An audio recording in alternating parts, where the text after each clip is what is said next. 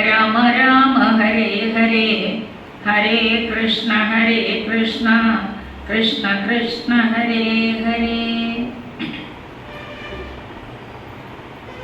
രാമനവമിയോടനുബന്ധിച്ച് ഇപ്പോൾ ഇവിടെ രാമനവമി കഴിഞ്ഞു, ഉത്സവം കഴിഞ്ഞു തൃശ്ശൂരൊക്കെ.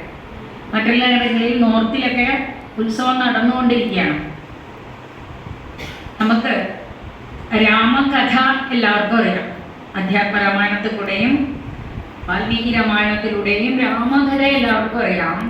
പക്ഷേ ആ രാമജന്മം കൊണ്ട് നമുക്കെന്ത് പ്രയോജനം ഉണ്ടായി, ഈ കലികാലത്തിലേക്ക് എന്തൊക്കെയാണ് അതിൻ്റെ പ്രയോജനം എന്നുള്ളതാണ് നമ്മൾ നോക്കേണ്ടത്. ആദ്യം തന്നെ പുരാണങ്ങൾ, ഇതിഹാസങ്ങൾ എന്ന രണ്ട് തരമാണ്. പുരാണങ്ങൾ എന്ന് പറഞ്ഞാൽ അവരുടെ ജീവിതകാലശേഷം ഓർത്ത് പറയുന്നതൊക്കെ പുരാണം. 18 പുരാണങ്ങളാണ് വ്യാസഭഗവാൻ എഴുതിയത്.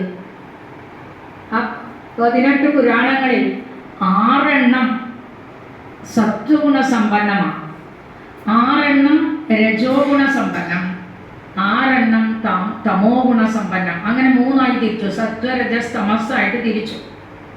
ഇതിഹാസങ്ങൾ എന്ന് പറഞ്ഞാൽ 2 ഇതിഹാസങ്ങളാണ് പ്രധാനം. ഒന്ന് രാമായണം, മറ്റൊന്ന് മഹാഭാരതം. രണ്ടും ഇതിഹാസങ്ങളാണ്. ഇതിഹാസങ്ങൾ എന്ന് പറഞ്ഞാൽ ഇതി ഇഹ ആസ എന്നാണ്.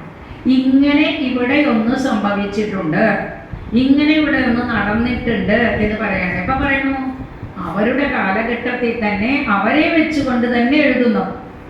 വാൽമീകി മഹർഷി ആ രാമായണം എഴുതുമ്പോൾ രാമൻ ജീവിച്ചിരിക്കൊണ്ട്, അതുകൊണ്ടാണ് തുഞ്ചത്താചാര്യൻ പറഞ്ഞപ്പോൾ രാവണൻ അന്വേഷിച്ചുകൊണ്ട് പോകുന്നുണ്ടല്ലോ ചിത്രകൂടത്തിലേക്ക്. ആദ്യം സീതാദേവിയും